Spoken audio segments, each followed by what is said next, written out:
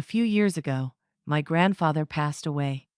According to tradition, we covered all the mirrors in the house.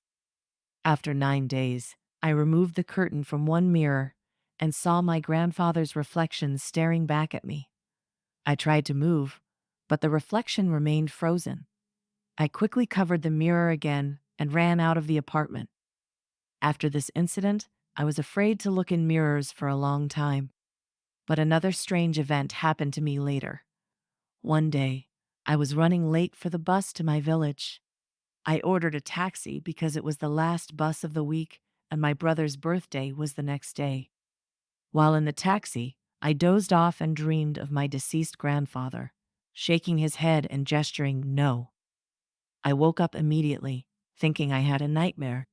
When we arrived at the bus station, I checked the schedule, waited for a bit, and then started looking for my ticket. I couldn't find it, even though I was sure I had placed it in my passport. The next day, I was relieved to find out that the bus I was supposed to take had been in an accident with no survivors. I believe that any kind of ghostly apparition, whether familiar or not, serves as a warning. They come for various reasons, most often to convey a message or to protect us from a rash action that could lead to unforeseen consequences. Sometimes they bring information from the past that you need to know, and so on.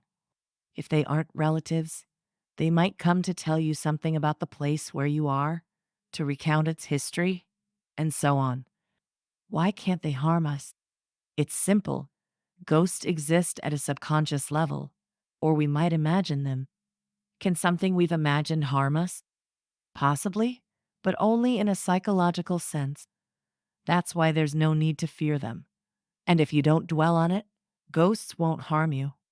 Draw your conclusions, whether to believe in a parallel world or not. We all have guardians watching over us, even if we only believe in them when we see them. But it's up to each person to decide whether to believe or not.